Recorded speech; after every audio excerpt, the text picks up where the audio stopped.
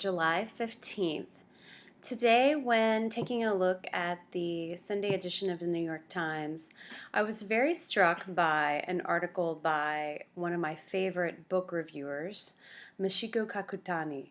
So she has, throughout the years, been a book reviewer who, when I've seen her in the Times, has changed the way that I've thought about more than just books, but usually she does so by discussing books. This time, she's on the cover of the Sunday Review, and she's talking about something quite personal.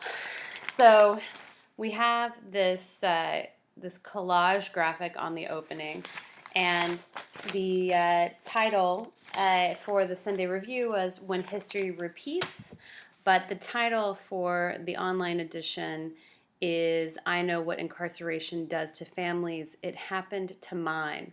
So what she's discussing here is the Japanese internment camps of World War II in America.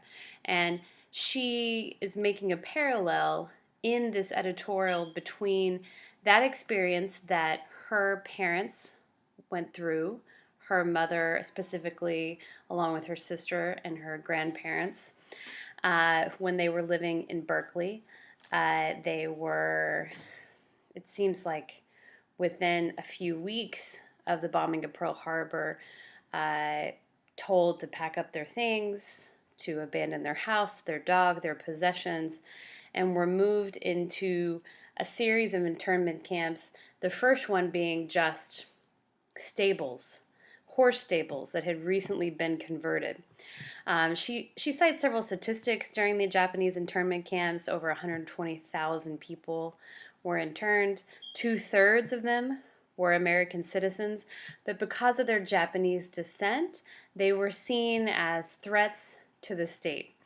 So she's making a lot of parallels in this piece between this historical event, which is overwhelmingly now thought of as a very shameful part of American history, and one where we have allowed our fears to prevent us from living up to our ideals.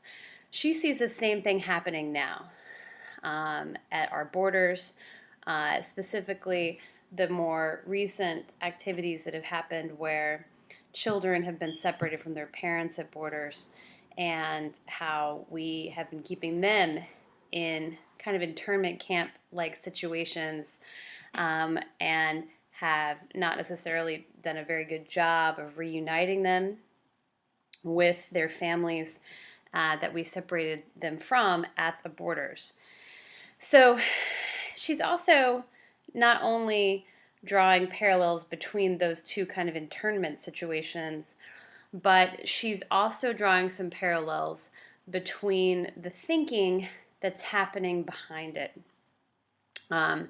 She talks about how this Trump administration's zero tolerance policy at the southern border has some parallels to what was done in our country with a 1944 Supreme Court decision that it's important to get rid of every Japanese, whether they're in Hawaii or on the mainland. And there's this kind of attempt to keep out any outside influence and being suspicious of outside influence. And she's seeing lots of parallels there. All right, so that's the setup. There's two very, very strong craft moments that she employs to make this point that really sort of were impactful for me. And the first one occurs in this kind of scenario where she's drawing these parallels. She says, "We have reached the point where more than a third of the country either buys into Mr. Trump's falsehoods or casually shrugs them off, putting loyalty to him or the Republican Party over facts, common sense, and the Constitution." Let's look very closely at that sentence, which is here. So the thing that makes this sentence particularly impactful in its construction is that she's discussing an evolution that's reached a kind of nadir. And when she says, we've reached a point, and she's discussing a third of the country and their response to the current administration. And she says that they either buy into his falsehoods or casually shrug them off. In this phrase, casually shrugging them off, she goes further to define what does it mean to casually shrug off these falsehoods. And she has this present participle phrase here where she says, putting loyalty to him or the Republican Party over facts, common sense, and the Constitution. Having this triumvirate of three strong things that all Americans believe in, and placing that at the end of the sentence for maximum impact, and saying that we are not just shrugging off falsehoods, we're also shrugging off our belief in facts, common sense, and the Constitution. It's quite powerful. Those three things together. I don't know anybody who would be willing to give up those three things. And when you put them all together, it really seems like a crime to give them up. And that's the claim that she's making here by putting all three, braiding all three together at the end of this sentence. So that's really a really strong, powerful using things in threes kind of move towards the end of a sentence. And then a little bit later, she uses another technique that is very impactful for me, where she discusses objects and how objects can kind of show you perspective of the people who value those objects. So she's discussing her mother and her aunt's behavior in this internment camp. She says, for birthdays and special occasions, my mother and aunt would hunt through old newspapers and magazines for photographs of food and presents that they would have liked to given each other and their parents back home in the outside world. A cake, a pie, a tea set, a vase of lilacs, and an Easter ham.